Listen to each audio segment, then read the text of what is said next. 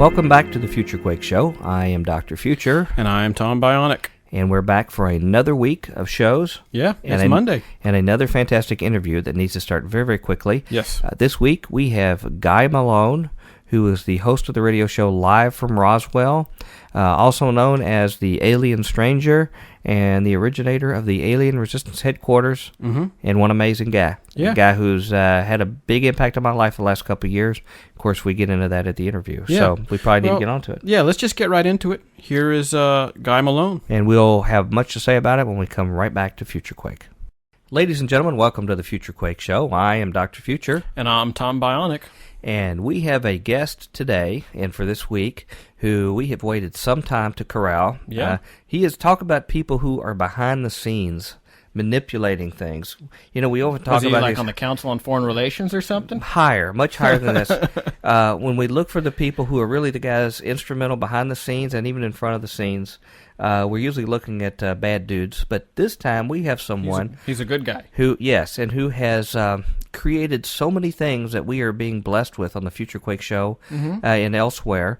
And that person I'm talking about is Guy Malone, who is he has many hats, formerly known as the Alien Stranger, known by millions, and currently the host of the Live from Roswell radio program. And today we're going to talk about a wide range of things, his activities, and also evidence of contacts from beyond Earth and the future agendas. So, Guy, very light topics as usual. Very light topics like we normally cover. Yeah. Guy, I just want to tell you, it is a great pleasure to finally have you officially on the Future Quake thanks program. for being on here. Oh, I'm glad we finally got to do it. It's great to reconnect with Nashville in some way, even if it's just on your program today, too. Well, that's right. Well, as the favorite son of Nashville, I'm sure everybody's thrilled in our audience, our local radio listenership here.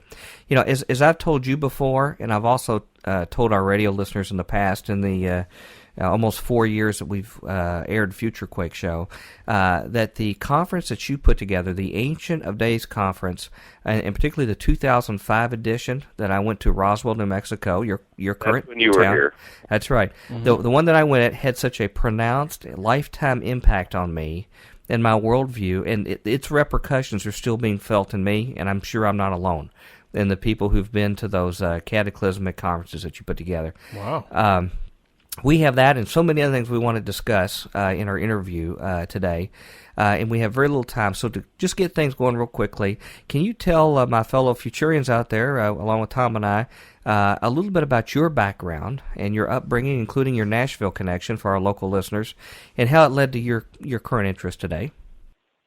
Well, yeah, definitely. I appreciate the kind words, too, on the conferences, because it's very rewarding to hear that from someone, because you can't hear enough of that. A lot of the work here in Roswell kind of opposing the alien agenda, you know, when you live among people that are making money from it, it's not always rewarding, and not everyone's glad to see you when you bump into them at Walmart or anywhere like that. Sure.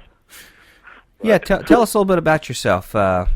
You've had an interesting journey getting where you are today. What's a little bit about your background? Yeah, you pegged it, or you were correct in that I did grow up in the Nashville area, graduated from high school in Hermitage, Tennessee, DuPont High, and I guess I had a pretty normal upbringing, except that it seemed I had a few unique experiences in childhood, sort of supernatural in nature, which I'm sure you'll want to get into in just a minute.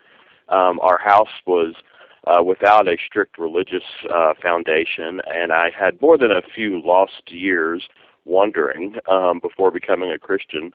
Was pretty involved in studying the occult and astrology, stuff that we'd call New Age today, and why I had such interest in those things wasn't really apparent unless it tied to the childhood experiences with, we'll say, supernatural visitors for now. But it's not like there was an internet when I grew up in the 80s that I was getting a lot of my information or interests from. I knew that I always had a very strong interest in the occult and the paranormal. Wow. And it was several years into my 20s when I finally got saved. And I guess that's the best segue of saying, that's when things started to turn around for me. All right. So what led you to that path and that direction and the ramifications of it? Well, I've just been studying anything supernatural or semi-occult related. I even wore crystals, walked around as a kind of card-carrying New Ager when I was around 20, 21, 22, and all that stuff. But I had these experiences in childhood that had to deal very similar to what we would call the alien abduction phenomena today. Mm-hmm. And those were just like a lot of half-remembered dreams and visions and stuff that I began to deal with in my 20s that made me know that, there's no way I can have this enormous amount of memories and images in my head unless something really profound had happened to me when I was young. And I started writing about it, put it online back in the early 90s as a journal type. That's the book, The Testimony, the one that got away that's online. Now this didn't come back just from like counseling or therapy or hypnosis or whatever. How did this start to make itself real to you personally and became so real that you knew it must have happened? A lot of people have this similar experience. The book that was published in the late 80s by Whitley Strieber's Communion. Yeah. The entity on the cover, that was, then it was a New York Times bestseller, telling his experiences with alien visitation. And back then it was said that his book took this experience out of the pages of the tabloids and made it into something believable to people actually believed he was telling the truth about his experiences, underwent hypnosis, and just from reading his book, it seemed to trigger all kinds of memories for me as well. And many, I won't say millions, but many people have said that too, that book was a big impetus for him. And part of the horror of his experience was that I related to was he had a lot of intense childhood experiences with visitors, but they also began happening again in his adult years. And that created for me a real sense of wanting to get to the bottom of it, finding out, is this really my destiny? Am I going to be an alien abductee? Are my wife and kids, if I ever have them one day, going to be subject to this kind of torment? And it got me really dealing with the fact that I was an experiencer and what to do about it, And at some point, I remember I had a couple Christian friends that were witnessing to me, sharing the gospel with me from time to time, and I just happened to ask one of them, well, what do you think about the UFO experience? And he sort of paused, that dramatic pause where I'm thinking, whatever this guy's doing, he's making sure he's trying to hear from God or making sure he doesn't say the wrong thing, because it's obviously important to me. And he told me, well, I think it's demonic, actually. And with the conversation kind of trailed off. But I'd have to say that stuck with me more than anything else. There was a guy that I was really liking and trusting, and an experience that belonged to me. I'd made it my own, but for a Christian to just say it's demonic, that kind of threw me for a loop. Not so much one of denial. I finally began searching, looking for God in the right places finally. And after I got saved and began processing my experiences, through understanding of the New Testament, spiritual warfare, Ephesians 6:12, that we wrestle not against flesh and blood, but against the powers and principalities in high places. I was able to finally realize that it looks like, if nothing else, I've been in league with demons or fallen angels for much of my life, and all I knew was I'd made a choice to follow the Lord, and I didn't want this experience to continue. Wow. No. What kind of manifestations had it made in your life that just confirmed to you that this was going on? Did it have other effect in your relationships with other people, or other sense of dread, or other difficulty sleeping, anything else like that confirmed this to you, that this is what was going on? I'm not sure that it had a large effect on my waking, public personality. Yeah. Other than I do remember the stereotypical stuff we, I think, associate with alien abduction, of just the visions of creatures in my house with the big black eyes. I remember once telling my grandmother about this horrible dream. She lived with us then, about being held down by these large cats with big eyes that were trying to eat me. And, that was tormenting in itself. There's another experience. It seemed like a large praying mantis. This was in the daytime in my front yard when I was about probably 8 years old. He just sat there, and we had a long conversation where he was teaching me different things that I can't quote or remember now. It's just, it's a very odd memory for a child to have, of this praying mantis-looking being taller than you, having a long conversation with you during the daytime in your front yard. And while I knew that I didn't really care for the entities, I think by that time I was just used to them being there, and I didn't consider it that dreadful. But what I was getting at is, it seems like all the interaction I had with these entities when I was young led me on a trail of really studying and seeking out spirituality, God, in the occult and in the New Age. All right. And I don't want to dwell on this because I really want to focus on what you've done with your life since then, since you began to suspect what was really behind all this. But did you have some others who, someone just told you about this demonic potential of these events going on? Somebody else who knew you really well, that studied you and diagnosed you and said, sure enough, there's something going on in your life like this. Did you have people like that in your life? Not that I knew of. If I did, they were Christians who were praying for me, perhaps, but weren't really talking to me from that angle. It's because I kept it a really big secret, honestly, throughout most of my early to late 20s. I knew that I didn't like the experience. I shared the experience, or what I believed about myself, a couple of times when I was, in relationships or friendships, and I found that it has a real damaging effect on those relationships. Yeah. Sure. That, hey, did I ever tell you about my alien abduction experience, or the way they took me and did this to me? People tend to want to distance themselves from those types of friends. And after experiencing that a couple of times, I just knew this was taboo, and I'm not ever going to speak of it again. I might one day get to the bottom of it. I might have to deal with it again. After I became a Christian, I was always, as a hobby, studying it in the scriptures and trying to figure out exactly what was going on, what was the answer to it.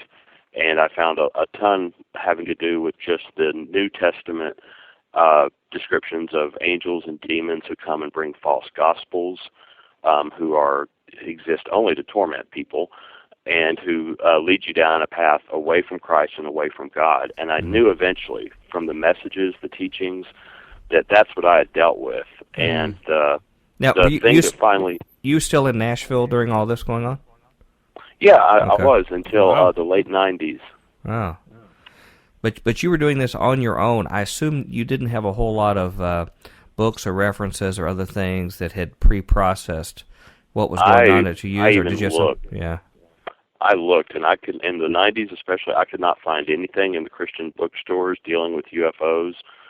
And as I saw that this really was a demonic experience, I knew many other people were claiming alien abduction just from reading Omni magazine, things like that when I was younger, and that it was, making its way into movies and television back then with the Steven Spielberg's Close Encounters movie, things like that, that this was really happening to people.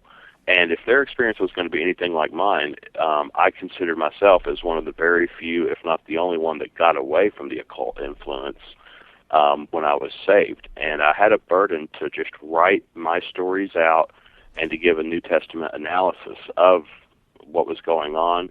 And I put it online while I still lived in Nashville. That was the first website, the Come Sail Away book. Sort of like a coming out party, almost in a way. Yes, that was it. That's when I finally came out of the closet. Right. Started a website detailing my experiences, and really it was meant intentionally to reach other people like me that perhaps were suffering in silence, but who also were as far away from God as you could possibly get by following the influence of these beings, and give them a New Testament evangelistic message and a view of what they were going through. But as far as you know, you were a trailblazer though in this, as far as you knew. As far as I looked for others like me, and they were hard to find. Okay, but you struck a nerve with people. Yeah, that first website got so much hate mail and good positive email. A lot of people were mad at me for bringing my religious junk into the serious science of ufology, while others were mad about me bringing this UFO junk into Christian religious beliefs. And then there was probably a wide swath of people who were happy with you because it really helped them, I would imagine, right? Or no? Yeah, that's the most rewarding email to receive when I started getting things like that, that saying, I've thought things like this, but I never saw it spelled out before, as I did on your website.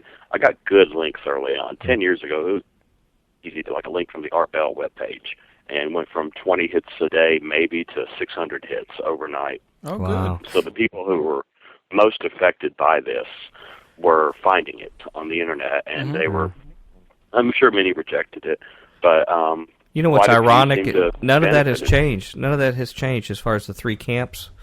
You're still getting the same complaints, the same praise, only it's just larger groups of each of those three people. It's just a large number of people that fall into the three camps of what you're doing. Although I think you've converted a number over your way in time, but that is an innate response that the public has to the message that you bring. Yeah, if you're really into UFO or alien type kind of thing, it was the same thing I experienced when that guy told me it was demonic. You don't want some Bible thumper coming along and raining on your parade, proving to you that it's demonic. This guy just suggested it to me that was his opinion, and it had its impact. But to actually write a web page and to have a long Bible study and the scriptures that make the case for this being not an extraterrestrial, people make UFOs almost into a religion of themselves, aside from UFO cults. Totally. Right. Well, you also did another publication, too. I believe it was called The One That Got Away. Is that correct? Yeah, there's two contained within the one website. Oh, the okay. website was the book was Come Sail Away. Is that was the website New still up Testament. by chance? Oh, yes, seekyone.com. Yeah, cool. That's my longest-running website. It's several hundred hits a day last time I've checked it. Now, is that still was that ever published, either of these, in print form? Yeah, I self-published 1,000 copies, and that really gets into the whole moving to Roswell thing. Okay. Is when I was ready, once I was out of the closet, so to speak, and friends and family had their chance to, if not read it, hear about it. I started getting this little bug. I found myself researching Roswell on the internet more and more, and not ever imagining I'd move here. But I had kind of the support of the pastor in the church I was attending. My pastor believed also that this UFO alien thing was somehow demonic in nature. He had put some study into it himself, which is very rare, even still. Yeah. And when I had a hard copy, in '99, I self-published through a company there in Nashville and moved to Roswell to set up a booth at the UFO Festival in 1999 with hard copies of this book. Now, is that pastor still active in Nashville, in this area now, and supportive of you? Actually, not in Nashville, no. Okay. He has moved since then. Okay. Yeah, the church has kind of gone into 2 or 3 different churches as Sure, well. I understand. They sold the building. Okay. All right, but you still had that key support at just the right... a pastor was sensitive enough to something very unique that at just the right time they were ready to minister to you. And yes, and he wrote me a great cover letter Okay. for churches, which now- did not go over well once I got into Roswell. Well, you must have been the unwanted guest in the Punch Bowl, I'm thinking, when you went to the first UFO conference and they see some guy mentioning something about God or Jesus in the UFO world. How did they initially treat you when you first started showing up this information? They would take 2 steps in the other direction, walk around. I was just really off by myself with no plan or no clue. I had a box of books, and I sat at my table at the UFO Festival and handed out free flyers with the internet site where people could read it for free online. For those that wouldn't talk to me, here's a little flyer.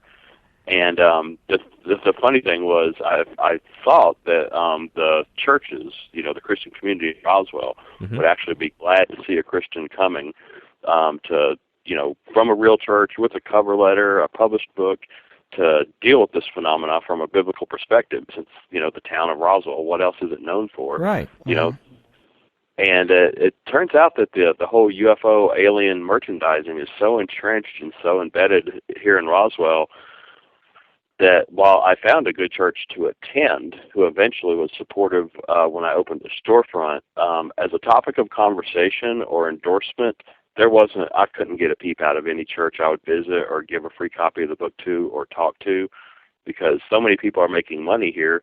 You've got a lot of your tithers in your church selling the T-shirts, selling the stuff. Interesting. That I found the church just kind of completely afraid to deal with it. That's kind of a form of idolatry then. Wow. What a That's cloud. interesting. What a cloud over place. I mean, that'd be like going into, I visited some Baptist churches in Las Vegas when I almost moved there a little over 10 years ago, and it'd be like going in there and telling them something about, you shouldn't be involved with gambling, when a lot of the Sunday school teachers were working in casinos. For example. Full-time jobs. Wow.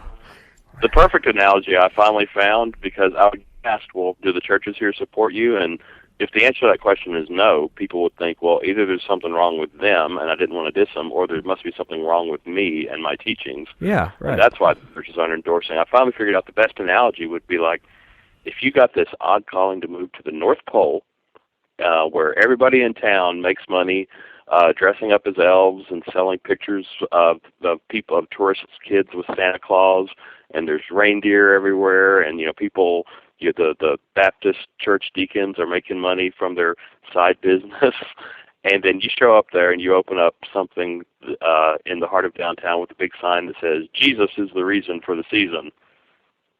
They're going to appreciate and get what you're doing, but if you're there to put down Santa Claus and turn people towards Jesus, you're killing their economy, if you're successful. Mm-hmm. And I feel like that's how I was received originally in Raleigh. In fact, the UFO Museum here, I wanted to get my book placed there for all the tourists who were coming.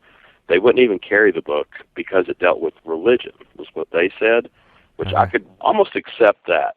But then, within a week, I'm navigating my way around the town newly, and I find the big Christian bookstore on Main Street, and they refuse to carry the book because it dealt with UFOs. Wow. Well, that's just ridiculous. This just seems to me like it's like being a missionary going out to the far reaches of Africa to a completely foreign culture, except there are already churches there that are already rejecting the message that you have. It's absolutely amazing the fortitude you had, and in hindsight, what God was using for you. If you could have only imagined what was going to come out of all this, and how it defines your life, in background. Could we move on from there? Here you are now at this stage. I guess you probably found something to do to generate a little income.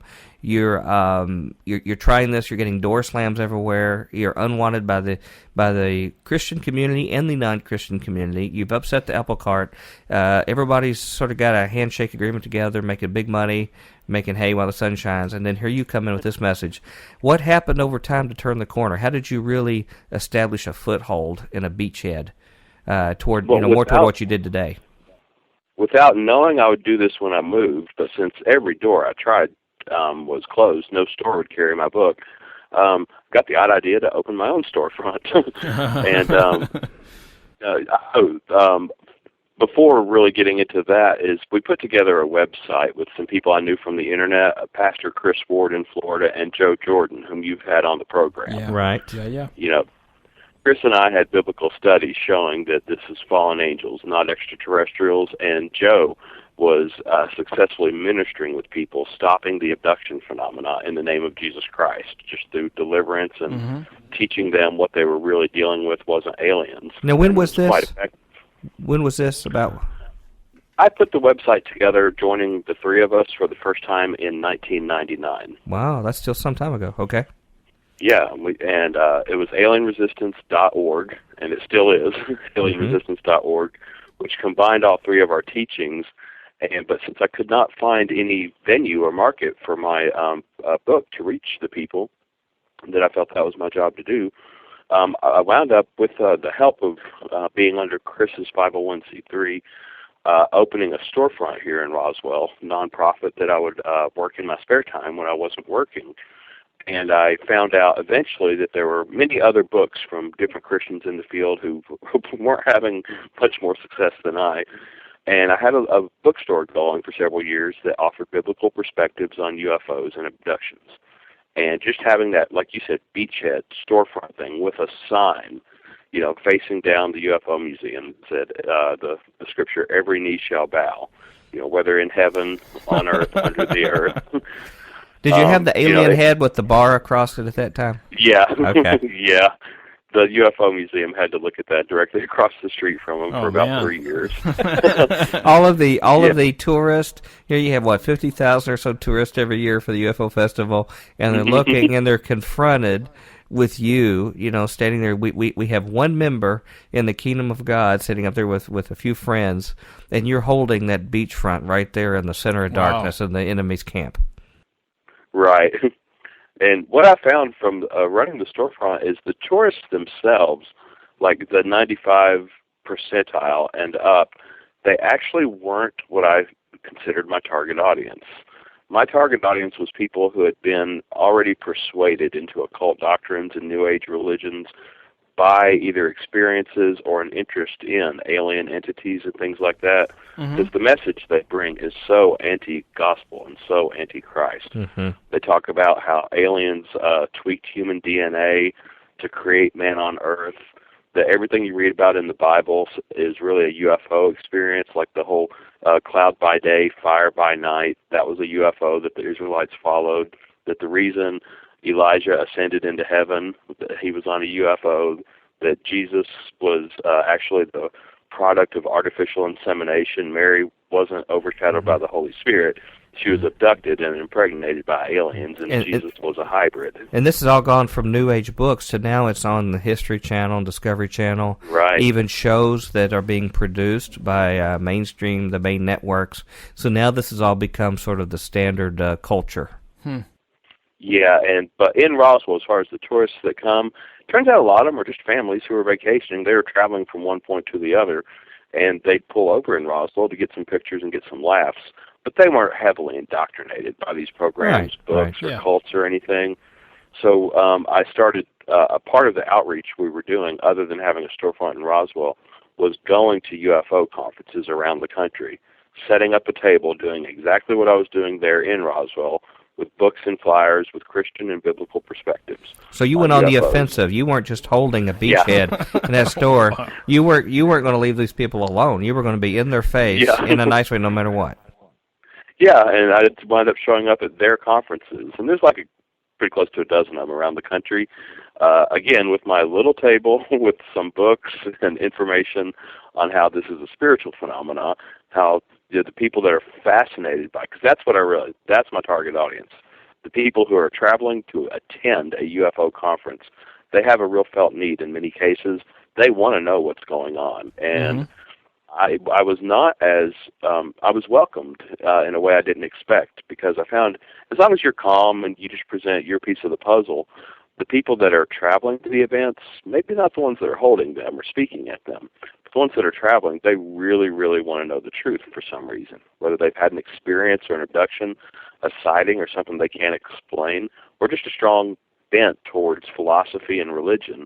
And the UFO question has put some kinks in their notions about man's place in the universe.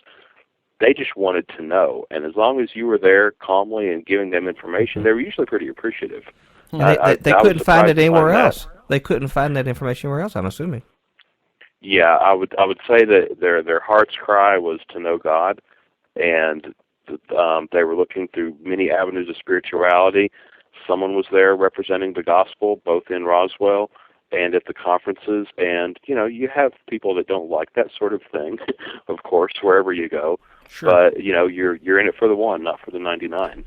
Well, that's a good reminder to us, because I have to confess to you and the listeners that sometimes I get a little frustrated, even though I get wonderful emails, Tom and I do, of encouragement and people saying how their show's changing their life. We don't see anybody.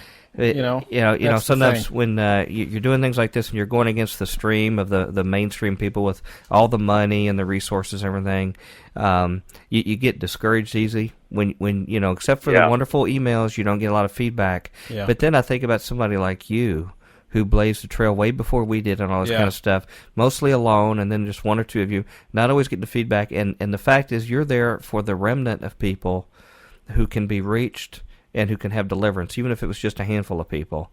And that's just a real encouragement for Tom and I to see how you've been faithful to the calling that the Lord's given you.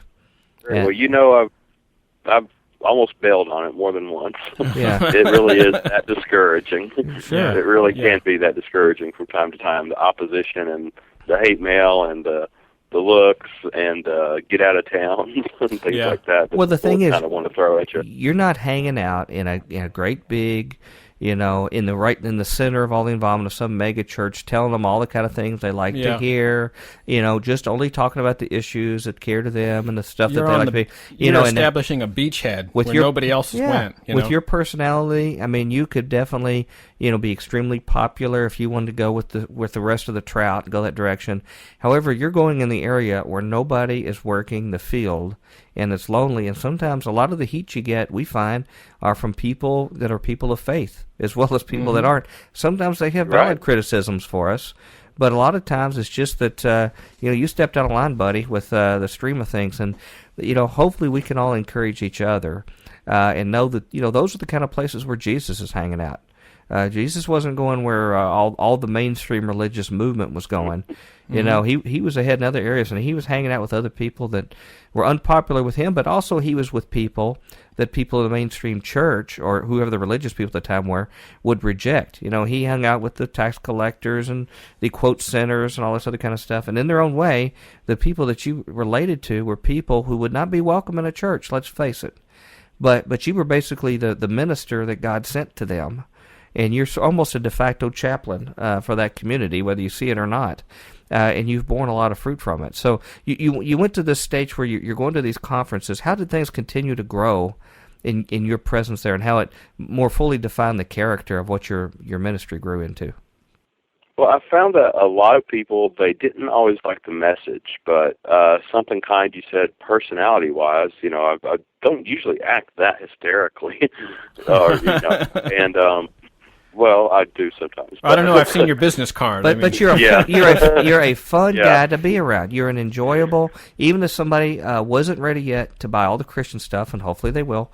The fact is, you are somebody that is enjoyable, fun, intelligent, and it's just a real hoot to be around. And people don't give enough credit for that and the way that the Lord can use people like that. You want to be somebody who's joyful and someone who people desire to be with, so they can see the light of Christ in you. Well, thanks. And I found that even the people that didn't like the message I brought, eventually I just became part of the conference landscape, and I guess people thought that the messenger himself wasn't that bad. They knew what I was there for. I'm preaching the gospel. But, I wasn't, overturning their tables or anything. That's extreme. Yeah.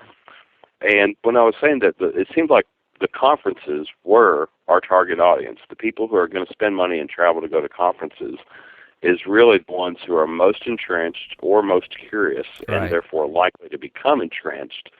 As you know, eventually, just talking with a few people that are on the fringe as well, involved in this field, we popped up with, hey, why don't we hold our own conference? Because these other UFO conferences, they're not inviting Christian speakers. Well, before we get into that, Guy, let me ask you about this character of the alien stranger. Did the alien stranger predate the conference, I believe? Probably hand in hand. They both came around close to the same time. Okay. And the website, alienstranger.com, came actually before the little character I was running around as first, because I would write a new website or have something else to say, and I'd have to change my business card so often to update the new website. Like, for instance, I've got a whole website dedicated to the Roswell UFO crash. It's roswellufocrash.com, which purports a man-made view of the incident. And that didn't go over well here in Roswell. It was not endorsed in the Chamber of Commerce. But on Google, it's the #1 match for Roswell UFO crash. Wow. Wow. Yeah, so that created a bit of disdain that a message like, it's really man-made, it's Nazi UFOs, maybe human experimentation, and here's the documentation, that it was getting that kind of attention from people that are selling something. They don't really need that out there. But I have the domain RoswellUFOFestival.com, and I kept creating new websites simply to put together. So I put them all on one website finally, so I could have one business card with one URL, and that was alienstranger.com. Now, was this the as one you with the mentioned. classic business card? You had a lot of different embodiments facially in your little motif, but it's my favorite all-time business card I have, of the millions I have. And I think you had something looked like a ski mask on with your glasses, sunglasses upside down, so it looked like a gray. And I've never seen anybody with their face in a ski mask on a business card. And it says something to the effect of alien stranger, author, lecturer, troublemaker.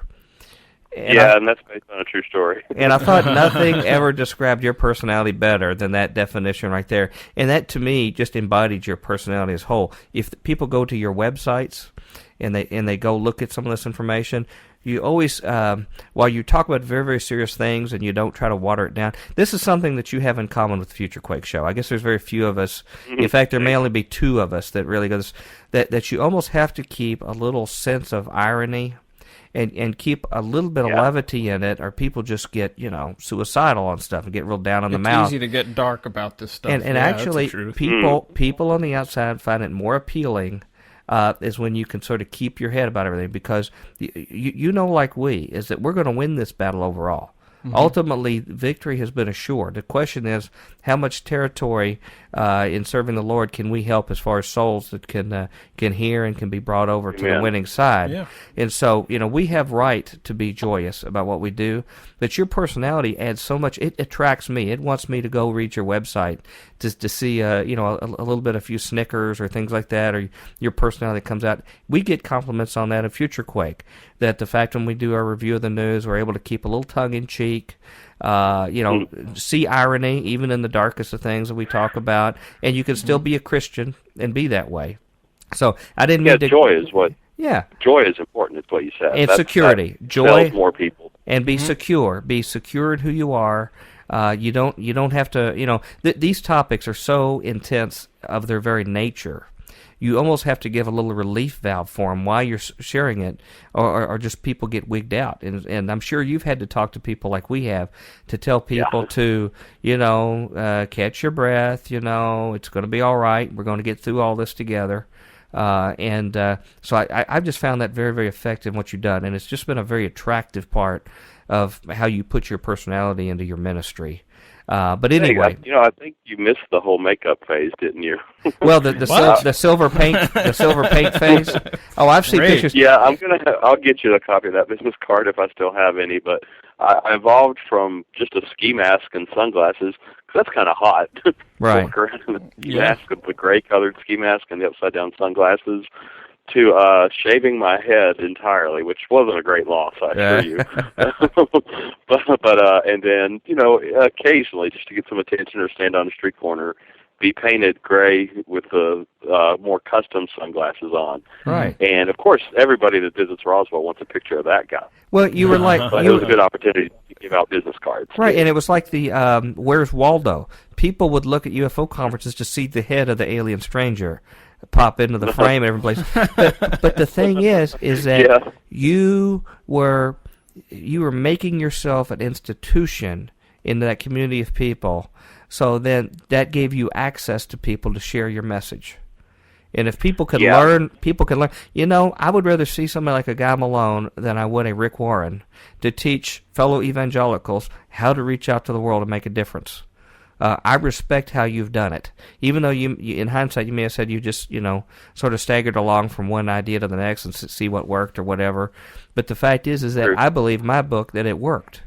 And what you did, a lot of Christians never would have understood you every step of the way what you did. Mm-hmm. But what you did worked. Just like in the Calvary Chapel movement, when they started reaching out to Jesus people and the hippies and things and doing stuff, a lot of churches thought they were absolutely crazy, but they reached a bunch of people and the blessing extended from there. And I think in its own way, that's what you have done. Is that you use the gifts that God gave you, your imagination, your creativity, to take a very unique group of people and take a unique approach. Like Paul says, to the barbarian, you're barbarians, or Greeks to the Greeks. Mm-hmm. But to ufologists, you were alien stranger. One of them. That's the gospel in a nutshell. He became one of us. And so, in your own unique way, you got to be entrenched. So how did things go from there? Oh, boy. From there, I think I guess we're the next phase of after having a storefront and going to conferences and seeing that that's where the target audience was people going to conferences. We got together with some of the people you've had on the program, like Joe Jordan, Mike Heiser, and began doing our own off to the side conferences here in Roswell, New Mexico. First one was with all Christian speakers, and then there was another big one in 2004 before you came up here that was a 4-day event that had non-Christian or secular as well as Christian speakers interacting together. Now, is this when these became to be defined as the Ancient of Days conferences right there in 2003? Yeah. Okay. Mm-hmm. First of all, that's not the whole name. The legendary Ancient of Days conferences. Yeah, you can't leave that part out. That's right. You should add that. You're too modest because I can't compare anything to them, to be honest with you. Well, thank you. And you know what it did, what you said about becoming sort of an institution, somehow or other in the first few years of going up and setting up Christian tables, one positive impact those conferences had within the UFO community was I sort of went from being that guy with the aliens are demons table, you know, that so you should avoid it, to being that guy who puts on those really great conferences in Roswell. Oh, that's cool. But you had to pay your dues with the other stuff. Sure. I like seeing the way that having these conferences really started to turn the field of ufology. I heard so many times just people walking through the halls, or someone would come up to me and say they overheard someone saying, "Wow, I never considered the biblical point of view before this conference. I didn't think the Bible had anything to do with this," or "I thought all Christians were nuts and, unloving, judgmental. And now that I've heard some of these guys out on what they're saying, it's actually starting to make sense to me." Oh, well, praise the Lord on that one. Well, again, just let me say, I didn't know everything that was going on back in those early days, but from what I saw in perspective, the kind of unique people you put together, there was nothing like that, where you brought a rat pack of folks who were all in their own way, exploring these kind of things, their own little stuff, a little small group, and you start pulling together and basically creating a community of people that was just starting to grow together through the internet and things like that, and you basically almost gave them sort of a Vatican-type central location that became a de facto... Hold your thought. Maybe Woodstock would be a better term for that. Woodstock, much better. Yeah. A home for people that are like-minded, were ostracized in their own areas, to come, and there's basically a subculture that's growing within the evangelical field. I don't want to steal your thunder. I could go on because there's so much I saw going on when I was there. So how did things grow from there? 2004 was a very critical year for you, was it not? With some of the people who showed up, people like Richard Hoagland, who dropped in. Right? And Richard Dolan, John Greenwald. Richard Hoagland was at 2003, in fact, part of our panel discussion. Now let me, for people of our listeners, we have a lot of folk here who are Lifeway workers or work for the Southern Baptist Convention or listen to this show, may not even know anything about these people we talk about. If you stay up late at night and listen to Coast, Richard Hoagland is probably the number one guest on Coast to Coast on frequency and request. Big cheese, runs around in big circles, and he just shows up at your conference. Yeah, he walked in because we had some good talent. He had been in communication with two of our speakers, David Flynn for his work on the Cydonia Mars books, and Mike Heiser, PhD. And he had a good email relationship with these guys, even though Richard Hoagland's not a Christian. Like, he's more along the lines of, his background is science, but he was the big proponent of the face on Mars theory when that came out from the Viking satellites, those images. And he was a science advisor for Walter Cronkite during the Apollo moon landings. But he himself was really a big proponent of ETs are here and the government is keeping it a secret. And this changes everything we know about religion, because if man is not alone in the universe, then the Bible just isn't needed anymore, almost. I don't know if that's an exact quote from him, but attitudes like that are prevalent within the UFO community. Right. But just because of their excellent work and talent, the people he had an email relationship with, Mike and Dave, he did show up, like you said, at our panel discussion just because he wanted the chance to interact with these biblical scholars that had agreed to come to Roswell. Interesting. And he brought up his own following, so we got to impact them as well. And no other Christians, to my opinion, were having any kind of impact whatsoever on what those very influential people were doing, except this ragtag group of folk like yourselves. I mean, you got David Flynn, who by the way, has just been on our show. Yeah. Obviously, he's a big name right now. There's a new book out.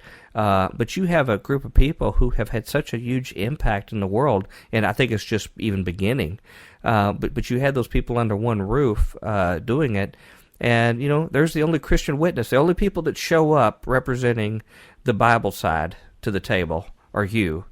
And the fact is, because you put the effort into it, obviously it's catching the attention of extremely influential people. And word got out about that, right? True.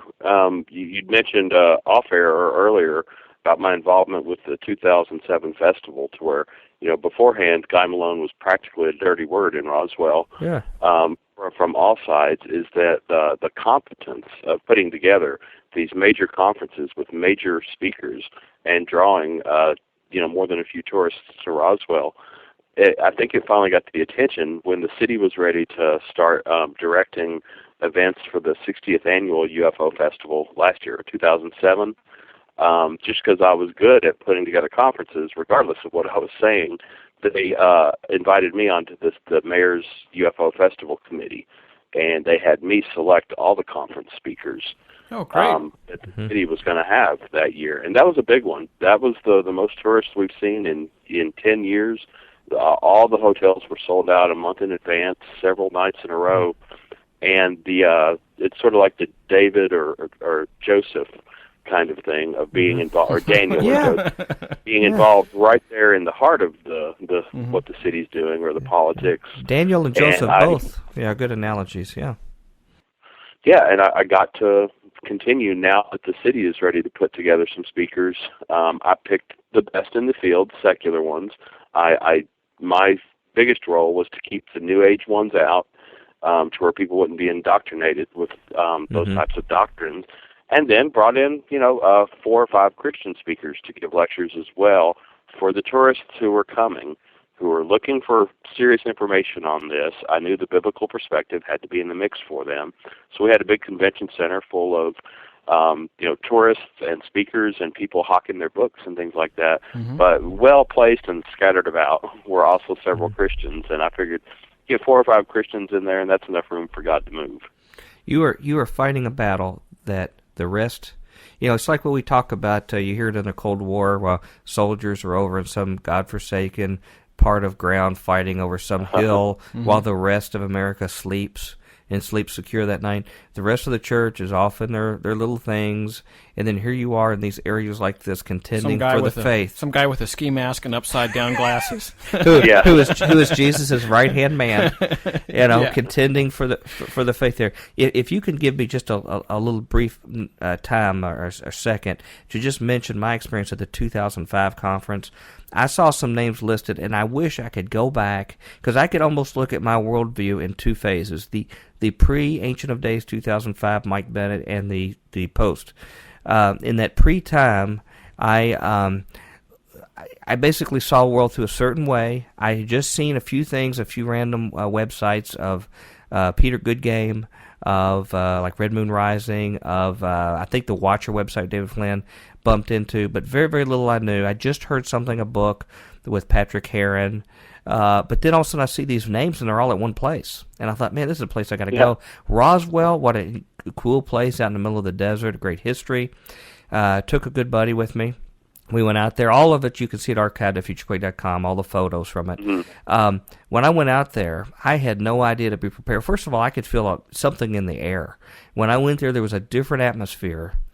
These were things that I was curious about. 1 or 2 other people I might run across were interested in. Just started the radio show on another station here, but just curious about it. But it was no place that was really a good, safe place where it was free to talk about these topics. I go into your conference that you're running and meet the most amazing people. But what the thing that I caught the most was that not only were they talking about things out of the Bible that everybody else skipped over in the Bible, they just very quickly went by, but there was an atmosphere of the Holy Spirit at work.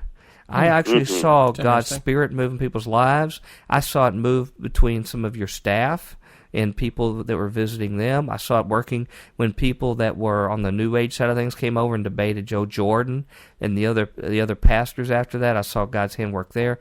I saw a big move happen, and the person with me, who I considered a mature Christian friend with me, felt the same thing. And we were just shocked to see God moving in some area that was being ignored by the rest of the church. And like I said, things were never really the same for me.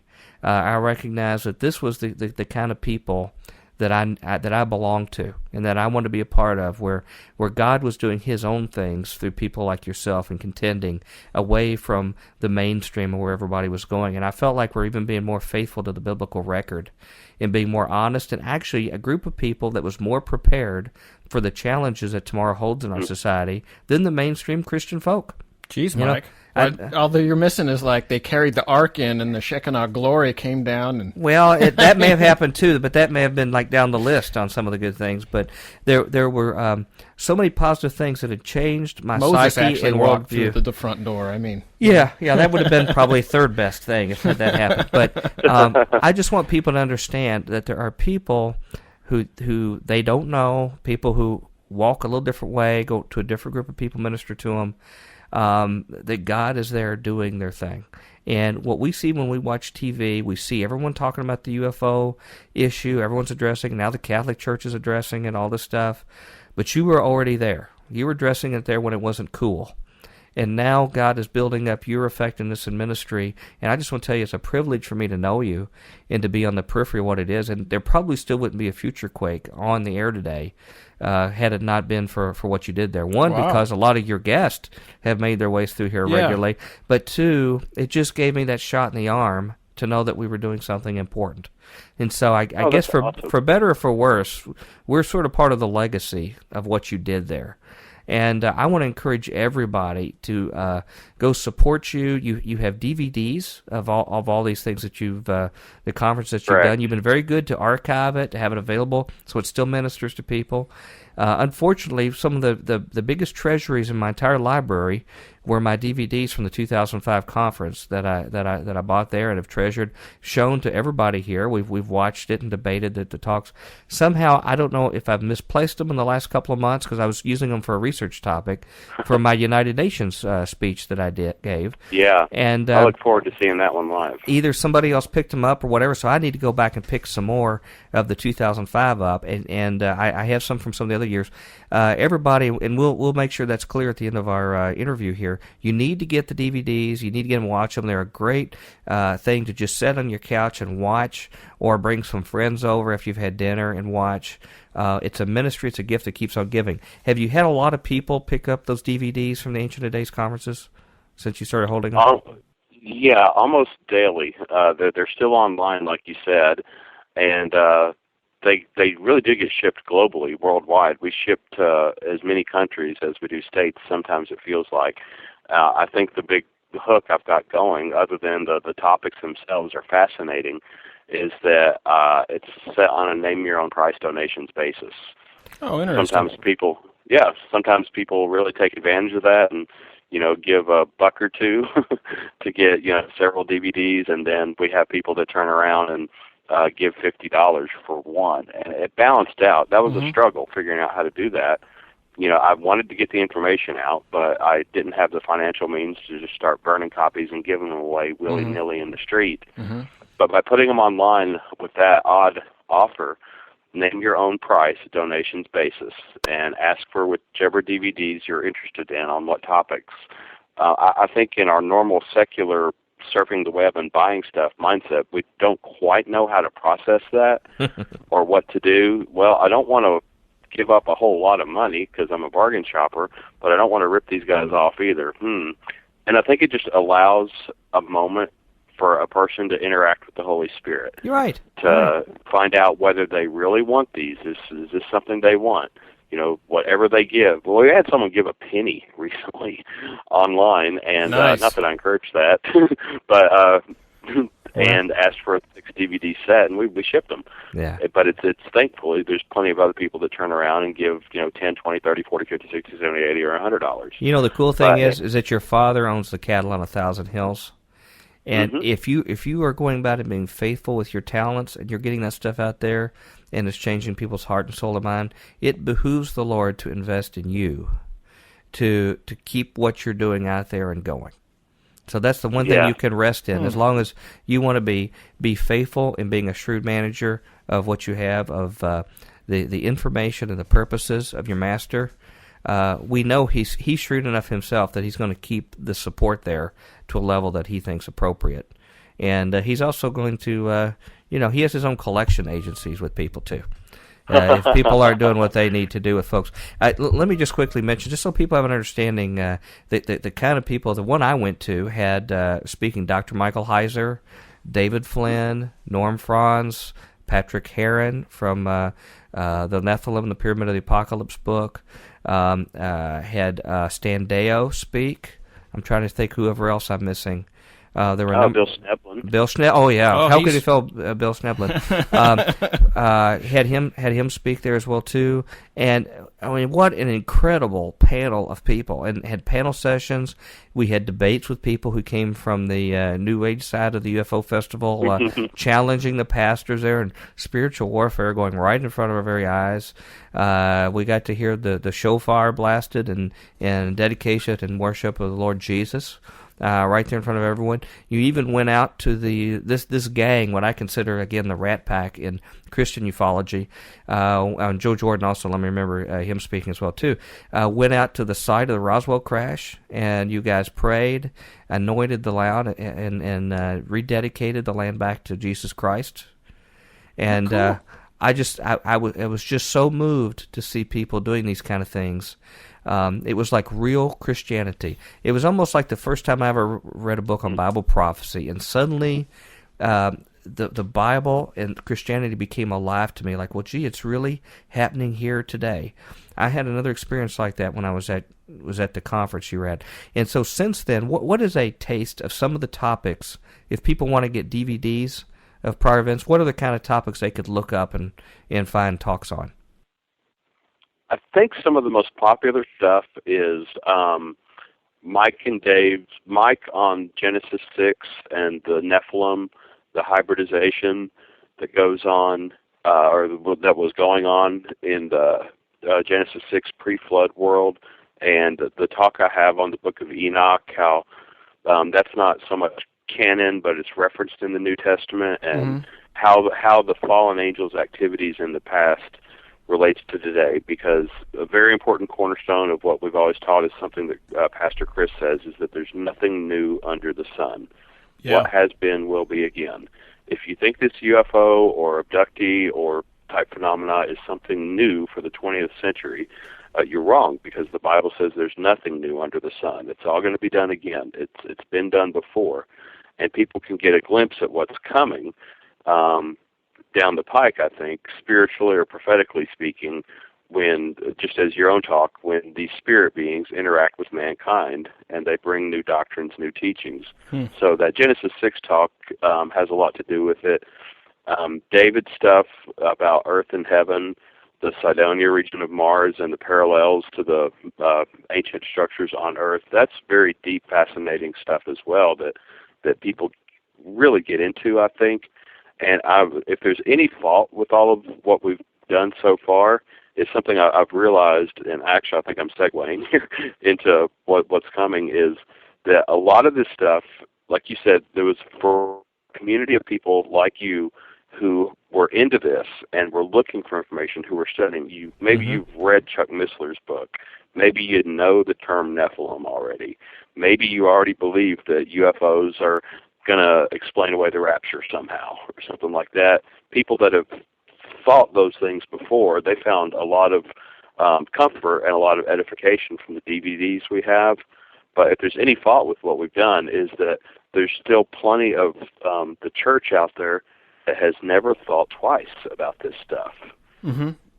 Right. And therefore some of the DVDs and the topics we're dealing with are actually over their head is a Right. bad example, but well beyond the reach of their interest or even their knowledge base of stuff. We were taking a group of people who studied this and then have very advanced questions, and then bringing in the right people to answer those questions for them. You're pushing the frontiers, basically, and that's why you had these researchers that were actually using each other, which is something very different you'll see from the conventional prophecy community. I go to other prophecy conferences, and they all seem to have a jealousy toward each other. They rest on their laurels. 20 years ago, there's the last time they contributed anything, although they're to hawk books and have snide comments to each other. Whereas what happens is your group, you've got researchers who are learning real time, and I think it's a last days effect. Yeah, and they're using the expertise on ancient languages of Dr. Heiser, or some of the cryptoarchaeology skills of somebody like David Flynn, or they're using other expertise of different people on the team, the occult knowledge of William Schnoebelen or whatever.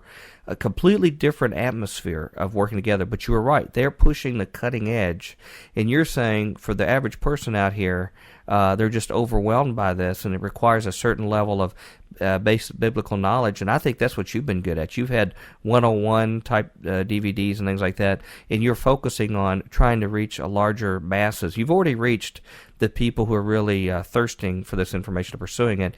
Right. You're trying to make it to a larger community, so it has a larger impact to the church as a whole.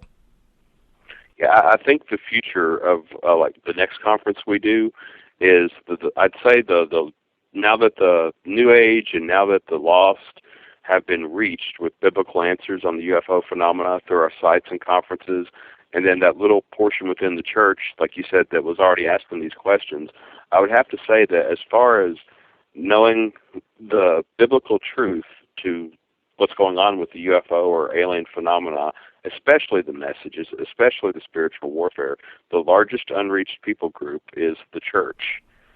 Oh, yeah. Because most of them are not asking these type of questions. So we're kind of boiling it down to come up with something that will actually very simply show them, without going into Genesis 6 or Enoch or Rapture or any of the debatable doctrines that a lot of people just don't want to hear about or they disagree strongly with on one basis or another, is that this alien phenomena is a spiritual phenomena.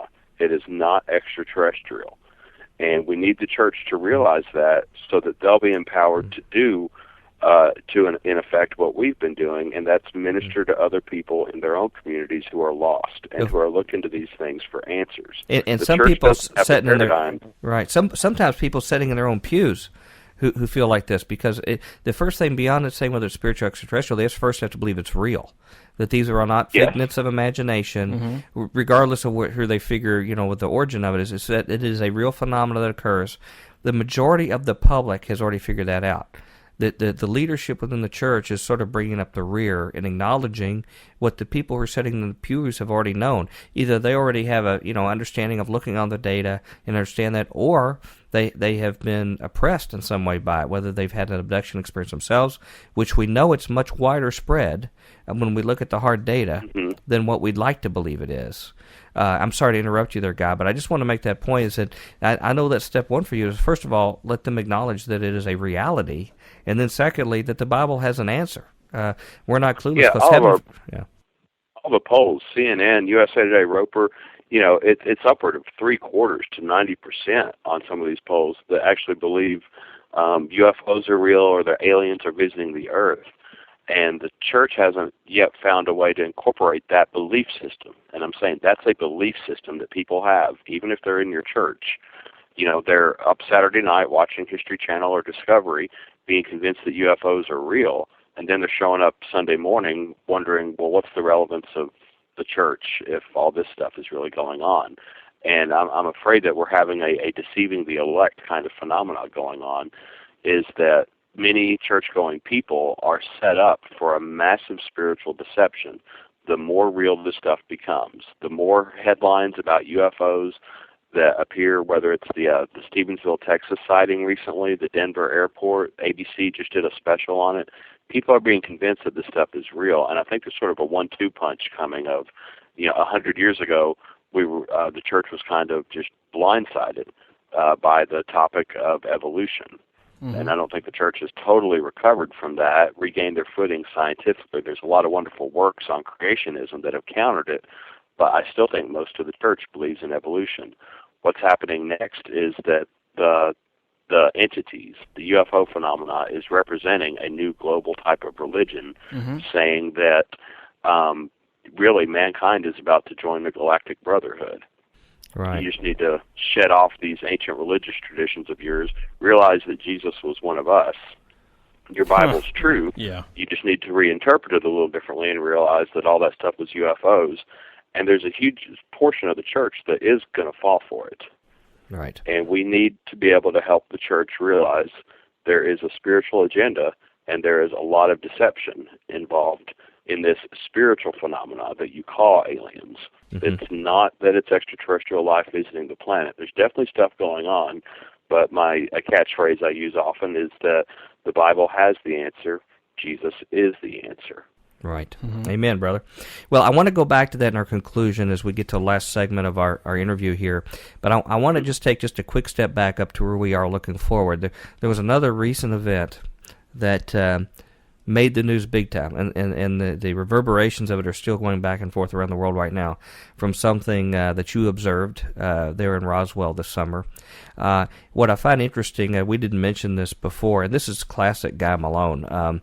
If you go back and look at your websites about if you've grown in your presence, and now you've almost sort of become a de facto favorite son, because I know in Roswell, because I know you were key in really helping to basically re-strengthen a festival that needed management and needed help sorely, and they almost came back to you basically just pleading for some help and trying to reinvigorate what was going on. So it's just funny how God makes things like that work. But I know there's a picture on your website, by the way, I thought people might get a kick out of when they go look you up, that actually shows the Chamber of Commerce of Roswell right there at your ribbon cutting of your Alien Resistance headquarters. Isn't that right?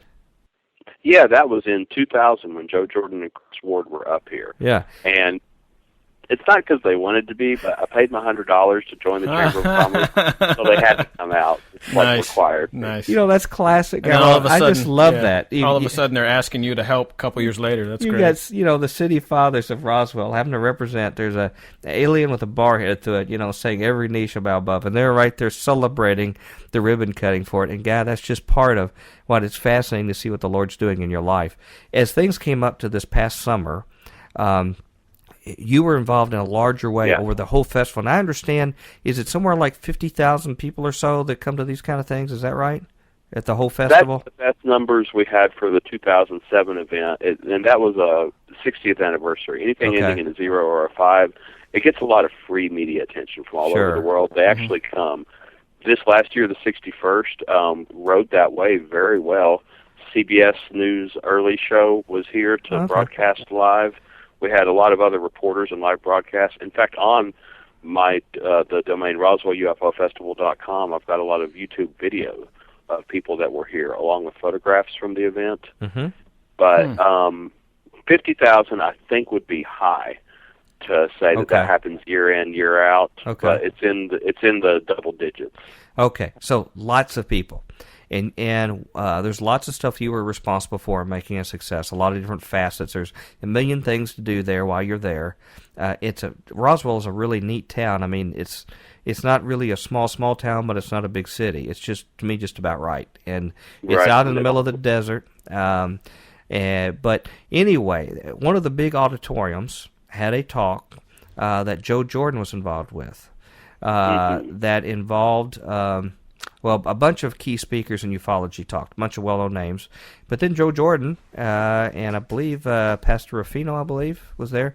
Dave, not a pastor, but Dave Ruffino. A co-presenter with Joe. Co-presenter, spoke about their research, coming up with what they think is a clear demonic connection to the abduction event. And that the deliverance that was possible through the name of Jesus Christ. We ran his interview on our show recently here, and we got a lot of positive stuff from people who were not interested in UFOs. They really enjoyed it. They were skeptical of everything until they heard, and they could hear the Lord working through this ministry. and it completely changed their whole perspective of things. But anyway, it created a big scene there, and a lot of the New Age type folks were offended that somebody would bring religion in the middle of all this, even though he showed strong data and was very careful in presenting his information by what I observed on DVD.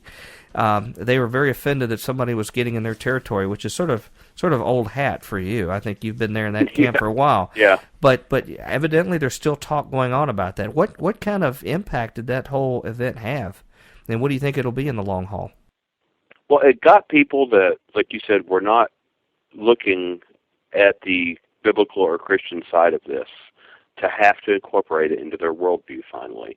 Like you said, some of the speakers or bigger names were able to actually sit through and listen to Joe's presentation, which is usually very well laid out. He doesn't start with a religious axe to grind. He wasn't a Christian when he got into this, but the research of finding abduction stopped in Jesus' name was a big part in him even becoming a Christian. So he didn't come in trying to prove anything biblically.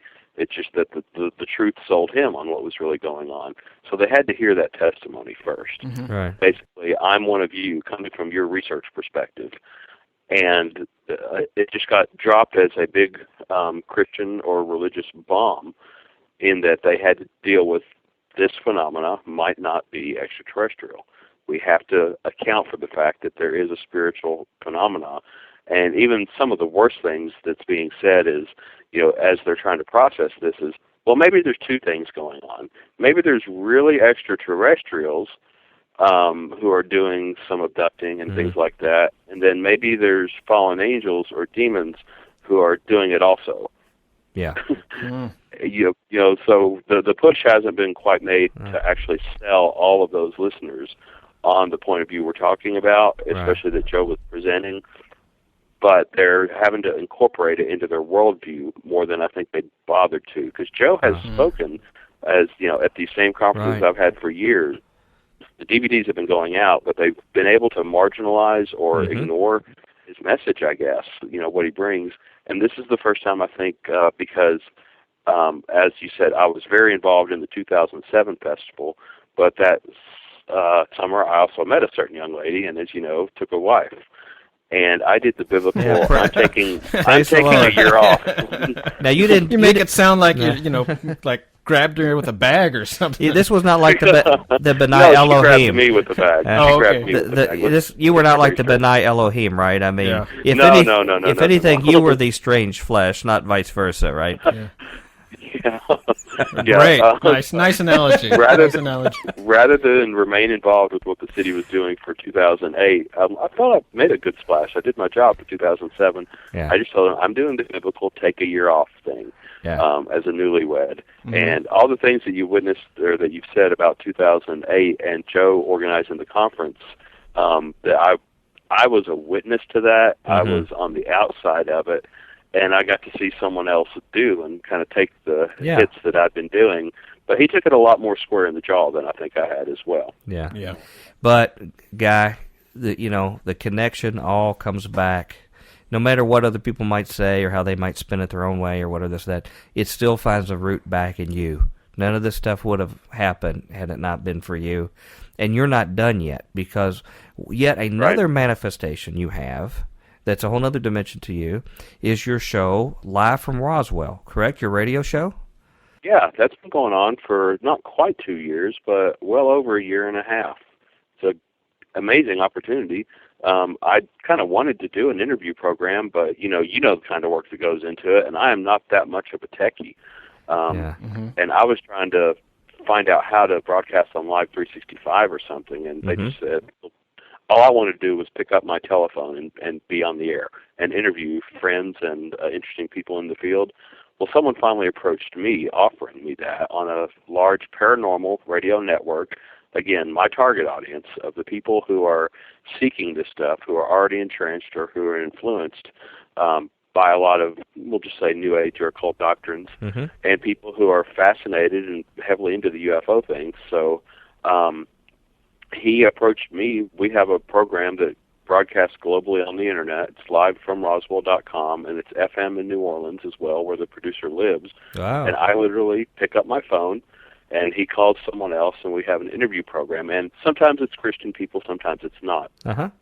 But it reaches a pretty big audience as far as people that are just for the first time getting exposed to this kind of stuff. Well, give us a hint. How big you estimate your audience is? It's over 50,000 weekly that are listening live Wow. the moment we do the program. That's They're amazing. listening live Yeah, on their that's great. computers. Yeah. Praise the Lord. And Wow. then it gets archived and downloaded throughout the week. We know there's other iTunes and little pirate radio stations pick it up. And even if I'm not having a Christian topic or a Christian speaker, or if I'm not really pushing my stuff, I just, since I always say that the program is sponsored by Alien Resistance HQ, Biblical Perspectives on UFOs and Abductions. Give out the URL, alienresistance.org. Look for DVDs available on a name-your-own-price donations basis of conferences recorded here in sunny Roswell, New Mexico. But I always get that plug in, 50,000 people. Even if that's not the topic of the program, I sort of break for a commercial and get the plug in to where I don't know if it's the same 50,000 people that were listening last week or not, but there's always someone new that's going to hear that URL for the first time and have the opportunity to look at this from a sound biblical perspective. And the thing is, even if they disagree with you, they love you. They love you, how you do your show, who you are. Even if they're not ready to buy everything, the day may come when they do. But the people just love who you are and want to listen to what you have to say. It's the place to hang out. Can you tell our listeners here at Future Quake how to catch your show? What's the easiest way for them to do that? Yeah, you can catch it all starting at the website alienstranger.com, which gives you a list of like half a dozen or so websites that I run. The program is livefromroswell.com, and you can listen to the archives of several past weeks of shows. If you can't participate on Saturday nights live, you can call in or email, and we handle questions from the audiences. But you can listen to those archives. And some of them are really big, important guests. Some of them are just as cranky as you or me, or unknown as you or I are sometimes. But it's a good mix. And what time on Saturdays is the show on? It is it is my time, Mountain Time. It is 9 p.m. to 11. So that would be ending at midnight, 10 to midnight, your time on Saturday night. Yes, on Central, live from Roswell.com. And I did add a new catchphrase to my most recent program. I always say from sunny Roswell, New Mexico, but I added a new Roswell, New Mexico, the official birthplace of the vast right-wing conspiracy. It's where the cover-up began. Yeah, that military-industrial complex. By the way. We have to trademark that. Official birthplace of the vast right-wing conspiracy. Well, we're getting to the last number of minutes, less than 10 minutes in our show. I want to look at the future. I guess quickly we need to find out about next year, because we'd like for people, and we'll be sure and promote it on the website and announcements as we get closer to Roswell next year. But tell us what we should be expecting next year at Roswell and why people should go next year to your conference. Like I said, I'm kind of scaling it back and avoiding some of the meatier topics that the people who are already interested in. And for the first time, I hope, trying to get, I guess you could say, the normal church pew sitter or pastor out there to have the information available to realize that this is a spiritual phenomenon we're dealing with. So we're going to have a one-day conference and then a symposium the second day on Sunday with a lot of the people that have published books in this field, answering a series of planned questions, like, if UFOs land on the White House lawn, or the president comes on and announces that UFOs and aliens are visiting us, someone from CNN sticks a camera or a microphone in front of your face. You got 3 minutes. How are you going to answer that question? From a Christian perspective, what do you think how are you going to explain this event? And the 5 lectures that are planned so far, they include Joe Jordan giving his testimony of coming from a secular or even New Age perspective and finding out that alien abductions were stopped in the name of Jesus Christ, just as a deliverance or an exorcism. I'm putting together a new talk that I think will really help the church and the Christian judge this phenomenon, judge it by its fruit or examine its doctrines, called E.T.'s Message to Humanity, where I want to go through a lot of the abduction literature research, people who are contactees or have participated in hypnosis, which I don't recommend, to recall some of their experiences and the actual teachings that these entities have told them, because as we find out, it's very anti-Christ and anti-religion. They say things like aliens created life on Earth.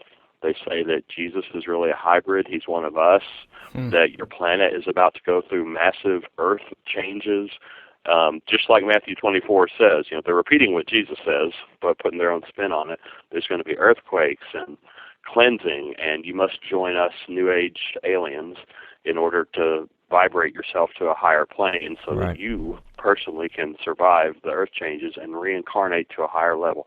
I want to do a talk that covers so much of what the aliens are saying to people that, in their own words, that the average church pastor or Christian will realize, well, this is so anti-Christ and anti-gospel that it's got to fall under the Galatians 1:8.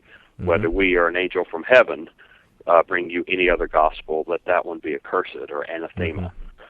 I could see I could see why you liked my talk at the UN, because it was sort of consistent with that theme. Yeah. Exactly, and that's why. And hey, let's plug Dr. Future. We'll be in Roswell speaking next year as well. Things have come full circle. Full circle. The whole thing that changed your worldview or helped you, now you're going to come back and hopefully help a lot of other people change their worldview. 4 years later.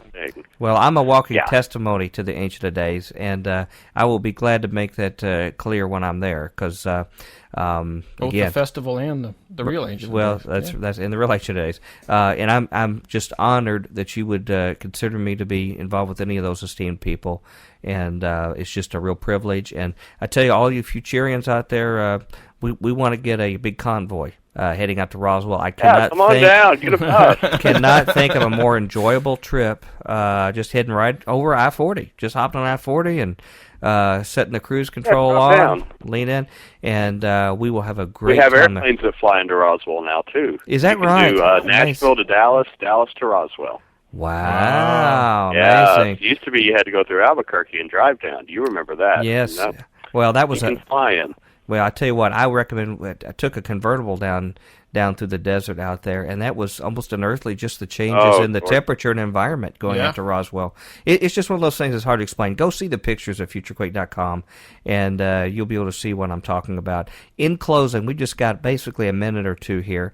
Any final words? I want you to come back and join us later to just focus on some of these themes. Maybe after we have the big spaceships appear over the southeast here on October 14th or something. One of these kind of things, we'd like for you to come in and just focus on an event, and we'll get into the meat. But I wanted our listeners to be introduced to the amazing Guy Malone and know where they can find out more about you. Any last words in a minute or so of what we need to be doing as far as keeping our eyes on the skies, or things we need to prepare ourselves for? I'm real concerned that people all over, Christian and I, are going to be taken in by signs from the sky, that they're going to be brought into a massive delusion, a strong delusion, as the New Testament says, that these ETs are here from other planets, that they're here to help us advance into a new age that denies Christ and denies just any notion of what we know of biblical religion. So even those people keeping their eyes on the sky, I'm just going to tell you, Jesus said, do not be deceived. I've told you ahead of time. And they need to study your DVDs so they can be prepared. And I know you won't say I told you so, but you will be providing the information that they will be able to interpret what they see through the light of Scripture and be prepared. And then they will have a mission to help instruct the people around them. They may be only the one or two in their congregation at church. Everyone else, like they say in the last days, men's hearts will fail them. And you'll see some uninformed people in the church when they see these birth pangs coming, and they're going to have to be there to explain a lot of this stuff. And I think this 2009 conference, and it's July 4th and 5th. We didn't mention ancientofdays.net. That's where all that's located. Okay. But the 2009 conference, I think, will actually empower that one or two people, that remnant that you spoke of, to actually say, here's some good lectures. Here's a DVD. Watch this, and then I think everyone in the church will have the common sense to get, oh, this is all deception, and get started. Well, in closing, give us again the links to get the DVDs, to keep aware of your radio show, and also the Ancient of Days conference coming up. alienstranger.com has a bio, how I got into this. You can read the book Come Sail Away online for free. It's linked from there. The conferences, ancientofdays.net, are linked from alienstranger.com, as well as the radio program that I do, and even the official or the schedule for the Roswell UFO Festival for anybody that thinks they want to come down next July. Okay. Cool. All right. And we're going to put links to your site at futurequake.com if that's okay. And absolutely. Please encourage all your gazillions of listeners you have to come hear your interview over here at Future Quake. And, if they're not listening to your show at any one particular time, they're always welcome to pop over to futurequake.com and catch our shows over here. I think they'll find a kindred spirit over here. For good or bad. For good or bad, that's right. Either we keep good company together or bad company, one way or the other. But we're all in this together. And I just salute you, Brother Guy. I salute your service for the Lord, your willingness to sort of step out in lowly territory and be a leader. And that's what you're a leader. And I'm excited to be associated with you and see what the future has in store for you, because I know the Lord is not done with you yet. And He's just put you in a main position. I wouldn't be surprised to see Congressman Malone from New Mexico one of these days. Oh, there you go. And the one who's actually putting this. I'm either going to get run out of town with torches or I'll be mayor. Don't know how that's there's out yet. There's a fine line between the two, Guy.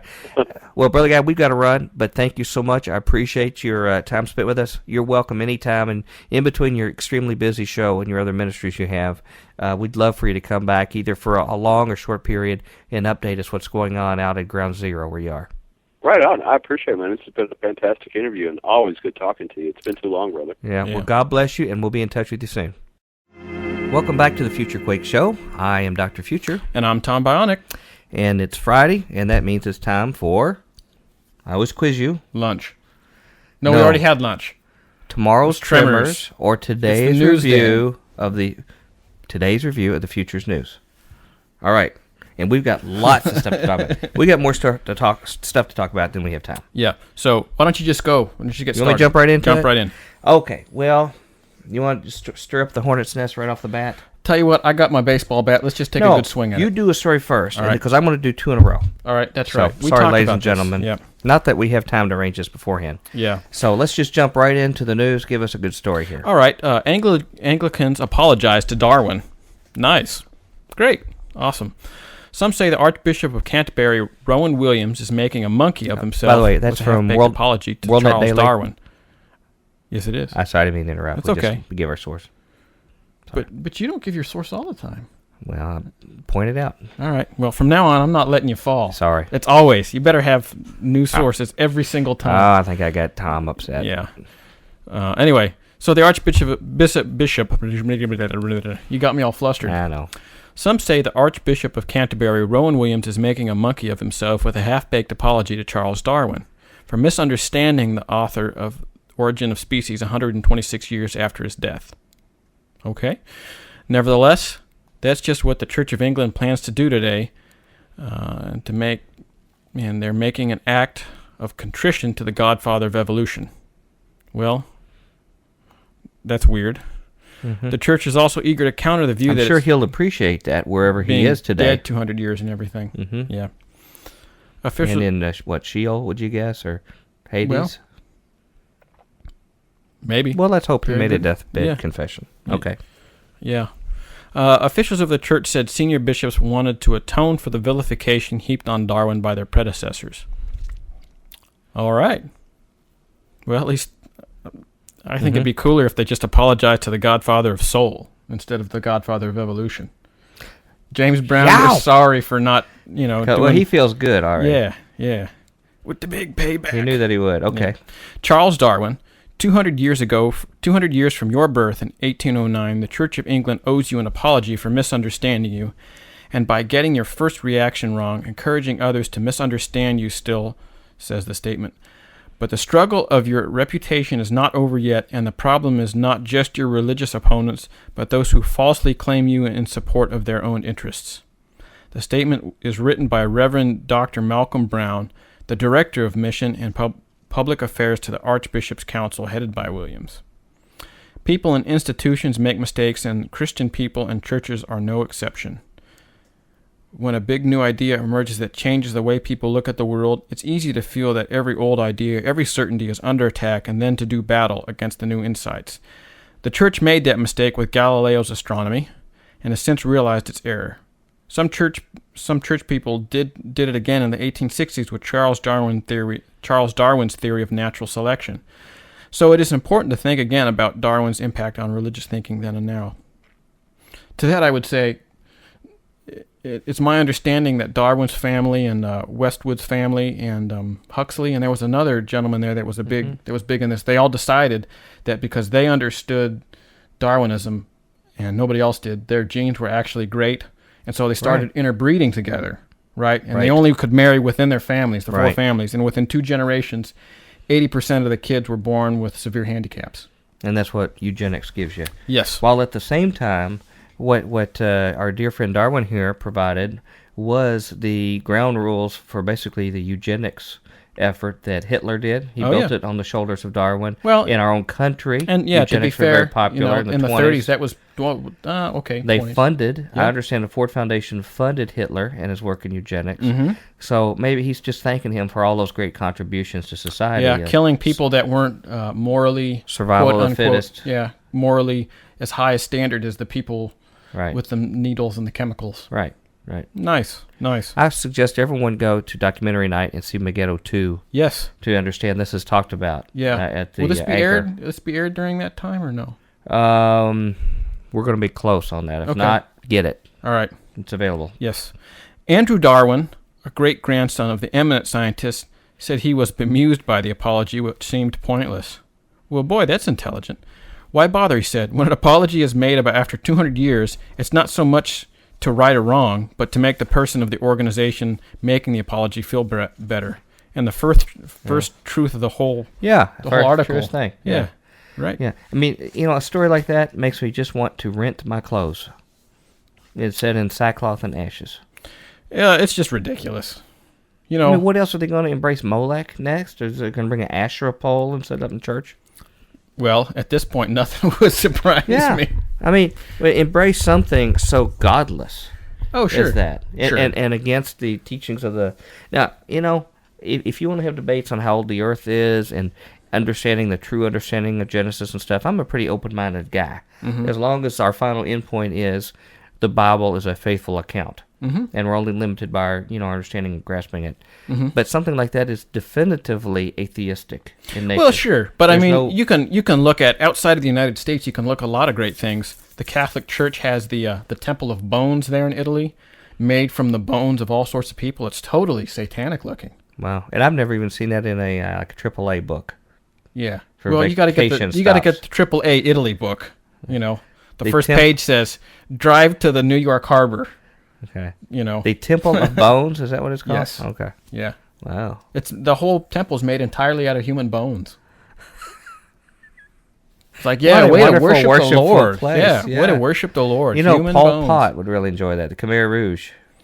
Well, this big new Brzezinski, the foreign policy advisor to Barack Obama, had said in words he supported Pol Pot by funneling American funds to the Chinese, who then gave them to Pol Pot to get the ball rolling there in a big Cambodia. Member of the Council on Foreign Relations. Big member of the Council on Foreign. That's what you get with Council on Foreign Relations type people. That's a ideal lead-in to the next story. Well, what are you going to do? Well, there was a gentleman, and by the way, we've talked here several times about the political season we're under. We're coming up right here to the very end. We've had major debates.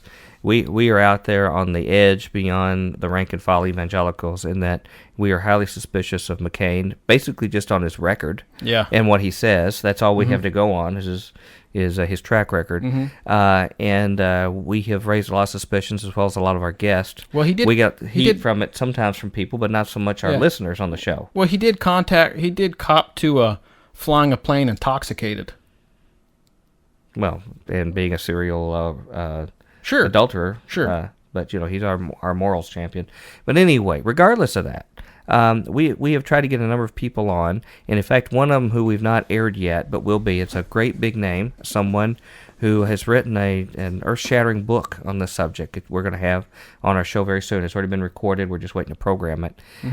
So we're trying to get some big-name people who can try to explain why the evangelical leadership is just pushing so hard for McCain and for this whole dominionist idea of conquering the world for democracy. Why are we throwing our vote away, in a sense, with these people who undermine what we believe? That's right. Yes. Or at least what you and I believe, at least, and a lot of our listeners. And we get lots of emails from people saying, who is this Council on National Policy, this mysterious group that's involved? Well, we'd like to know, too. We're trying to get to the bottom of it. Anything out about them, really.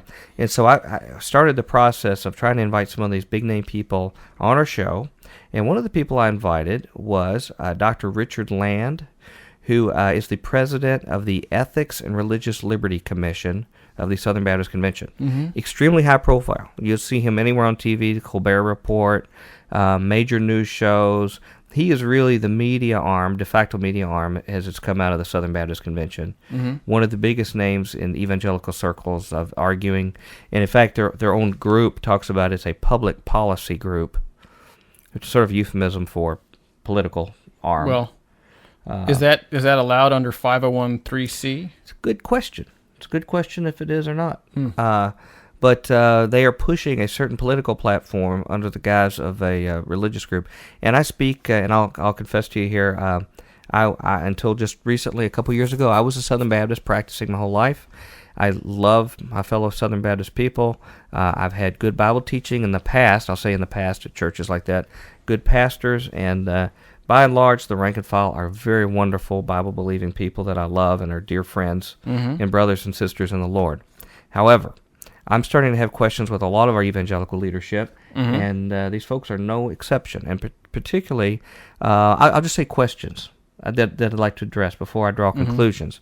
But I got a few things I just want to share real quick because, and I don't think I'm being out of turn here because this has already occurred, and I certainly offered Dr. Land or a representative to come on our show. That the carpet's out because I invited them recently to be on our show, Dr. Land. It appeared from his organizer that it was all going to work out just fine, and they were going to be on very soon. We were just getting details on the day and the time and things. Everything looked good.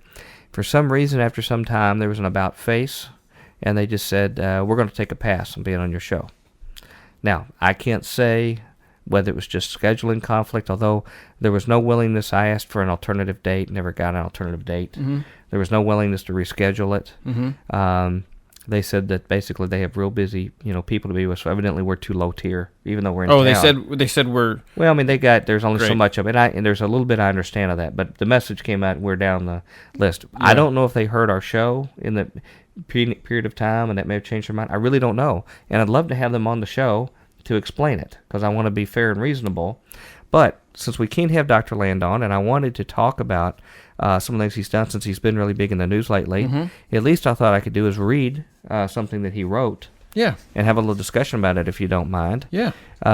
They also have something called the Research Institute of the Ethics and Religious Liberty Commission, and that's a think tank, evangelical think tank. He's been the president of this Ethics and Religious Liberty Commission since 1988.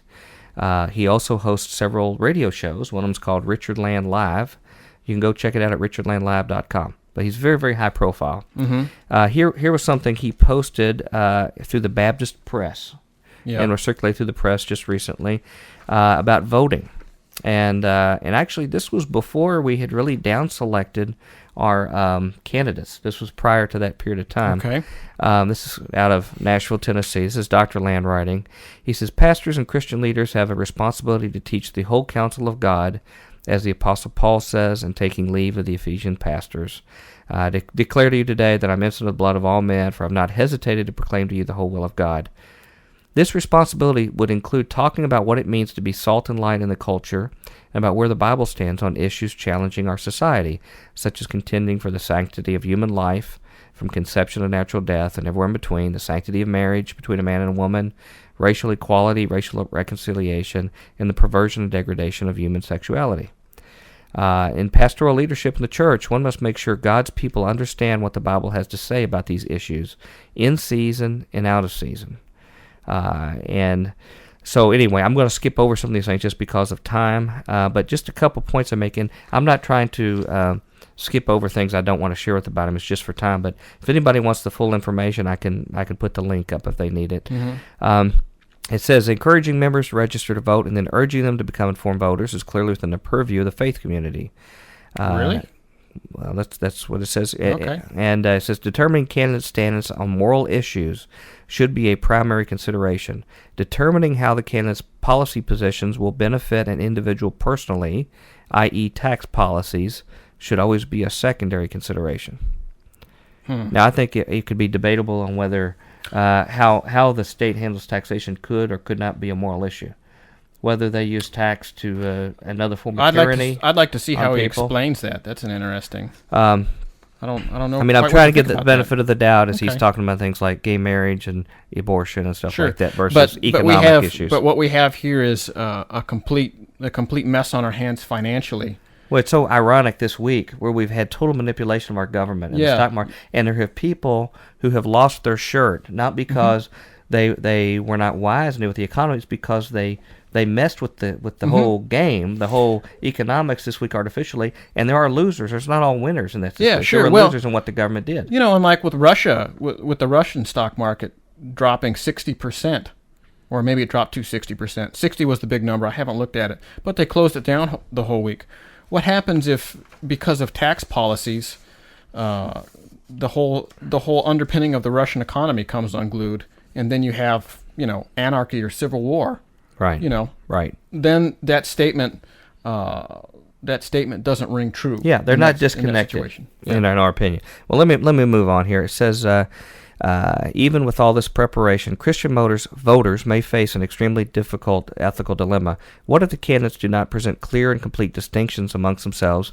And what if the choices voters make have unintended consequences? In most ethical systems, if voters have to choose between a candidate they agree with on moral issues 20% of the time and a candidate with whom they have no agreement on those issues, they would choose not to vote, or they would choose to support the lesser of two evils, which he calls a hierarchical system. But the more complicated scenario is one in which voters with a particular worldview are facing a decision about which candidate to support in a field where, and I'll follow his thing here, there is candidate Baker, with whom the voters have 100% agreement on moral issues, candidate Jones, with whom they have 80% agreement on moral issues, and candidate Smith, with whom they have 10% agreement. This does not provide a clear choice between these two candidates, unless you believe, in absolute immorality, that the only choice is the 100%. I don't get what he's trying to say. Oh, well, let me show you where it's going here, okay? Now, in fact, the candidate with the voter has the most in common with candidate Baker, the one that 100% agreement on moral issues, may be the weakest candidate across all voting blocks. Okay, so you have a scenario in which the voters are faced with supporting a candidate they agree with 100% of the time, while fully recognizing that in supporting candidate Baker, they will help ensure the success of another candidate they agree with on moral issues only 10% of the time, candidate Smith, and the defeat of the candidate they agree with 80% of the time, candidate Jones, as well as their first choice. Let me just get the hypotheticals and get where the rubber meets the road. What he's saying in real world is that let's say they're against Democrats, okay? And you've got a McCain, who you agree with on 80% of stuff. But then you have another candidate that you agree with on 100% of the time. But you shouldn't vote for the candidate that you agree with 100% of the time. You should look over, basically, the other stuff. Well, that's crazy. This is what he is proposing. That's crazy. What you're saying is you should vote for evil. Well, yeah. Take that. That's reading. All he's saying is there are times when we should vote for evil. Okay, and so they say if they know this and still vote for candidate Baker, the 100% guy, do they become morally responsible, at least in part, for candidate Smith's win? In the general election that follows, voters would be faced with the grim choice of not voting. In such a hypothetical scenario, if they choose to vote for candidate Jones in the primary, are they choosing the lesser evil or the lesser good? Is it more moral to choose prudentially to vote for the candidate who agrees with them 80% of the time, knowing the support will ensure the candidate's victory, thus giving a nation a choice between someone they agree with 80% and one they don't at all? says, now here's where we're getting to. Most ethical systems contend that a person has a responsibility to take expected, even if unintended, consequences into account. Here is the question. Here's what he says. All right. Borrowing from the philosopher Voltaire. Wasn't he an atheist? He was the most anti-Christian atheist probably in history. Wow. Very, very cynical. It's interesting atheist. to see him in a... He's using him as an example to argue. What the... Does a person make the perfect candidate baker the enemy of the good, and thus ensure the least desirable outcome? This is sounding very much like Machiavellianism, and pragmatism, and Hegelian dialectic. Now, what they've set up. Was this guy educated? He has an Oxford degree. Oh well. There you have it. So anyway, do we choose the best candidate, knowing that this result may result in the ultimate triumph of the greater evil? Evidently, because when people take moral stands, God is completely incapable of blessing their stand according to this premise, and evil will win. Well, and what it seems to be saying is that God has thusly taken his hand off of things, and we need to circumvent the law and stuff, and not worry about ethics, and sort of build his kingdom in the here and now. Yeah, i.e. dominionism. You could look at it that way, yeah. This is it's nuts. Basically, look at it in the Bible historical case. That would have made Gideon to be a fool, to get rid of all those people and do explicitly what God says. Sure. Or David. Why shouldn't he have gotten other people around him to fight rather than to do it on what he understood? Why wouldn't the Israelites just go rely on Egypt to be their partner all the time to defeat evil rather than rely on God's way? Well, just think what would have happened if we had somebody big and strong rather than David to defeat Goliath. I think that could And that's the motive. I know. That's nuts. That's the motive. That's like, perhaps, I don't mean to beat a dead horse. I just think this is important. No, if you got just a moment, let me read the response Joseph Farah of WorldNet Daily, another big name who has broken ranks, has written this book called None of the Above, and is getting tremendous heat. Been told he's unbiblical because he doesn't suggest voting he doesn't, for them. So let me just say what he says. He says, I don't know. Yeah. Joseph Farah on WorldNet Daily says, in my book, Taking America Back, I challenged Americans to consider whether our national habit of voting for the lesser of two evils was always the best thing to do. I'm glad the rest of the nation is finally starting the much-needed debate on this issue. It says, I admit I have yielded to the temptation to deviate from my own policy on one occasion in 2004. By then we knew George Bush had little understanding and respect for the Constitution, but in a defensive strategy to avoid the election of outright traitor to a country, John Kerry, I wisely or unwisely decided to vote for Bush's reelection. Well, he has a lot of company in that. Yeah. He says, what can I say? I'm human. I'm a sinner. I live in a fallen world. I'm still not sure I acted any different. I would have done in 2004, knowing the threat. But he says, here's the debate. Richard Land, president of the Ethics and Religious Liberty Commission, has joined the fray, sounding off in a Baptist press column, the one I just read, about we as Christians need to be willing to overlook the evil within candidates and actually have a moral obligation to make utilitarian compromises and vote only for those who are electable. Land is weighing in on an issue that arose recently when James Dobson, a Focus on the Family, Tony Perkins of the Family Research Council, and representatives of other Christian groups got together in Salt Lake City, pledging not to support a Republican nominee who was not pro-life. First you must understand who Richard Land is and why he's writing what he's writing. Land is playing John the Baptist for presidential candidate Fred Thompson. This is back before they had, shaken out. Who has demonstrated little interest in vigorously pursuing evangelical votes. They're both here in Tennessee. Well, so did McCain, and he got the nomination. Right. There, Thompson was McCain was a no-show at the Values Voter debate in Fort Lauderdale, the first one after he held his candidacy. He is playing the lone wolf, that is Thompson, without any accountability for his record or worldview. Land doesn't mention Thompson by name in his piece, but that's who it's about. And obviously it applies to McCain right now. Here's the trap laid by Land. Determining candidate stances on moral issues should be a primary consideration. Determining how the candidate's policy positions will benefit an individual personally should always be secondary. Notice what's missing. Any mention of the Constitution and the candidate's submission to it. No mention there.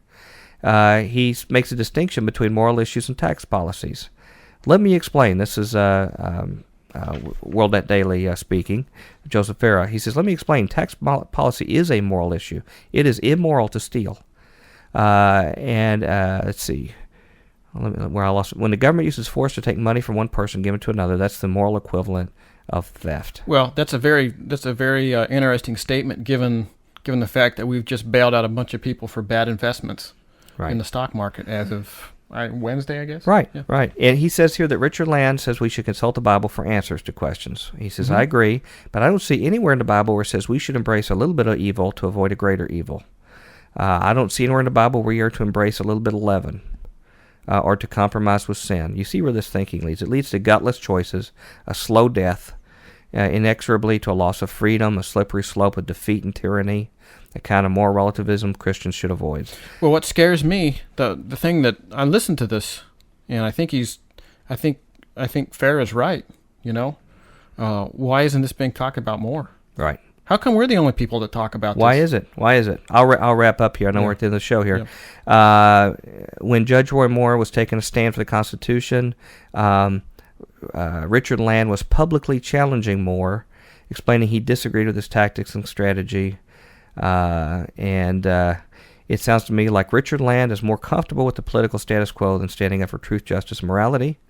And it says he only saw one time where they had really a candidate we'd like to see a clear choice, and that was in Ronald Reagan. He says there's two ways we'll see that again. One, if political leaders like Jimmy Carter lead us into the wilderness, then Americans will clamor for these answers. Let me just finish up here. I think people get the point here right now. By the way, you and I were just doing some quick looking before the show. Mm-hmm. It appears by his own words on Richard Land Answers. He's openly admitted it. He is a member of the Council on Foreign Relations. Great. And was voted in 2006 on it. Well, they believe in one world government, so that's very interesting. That, right.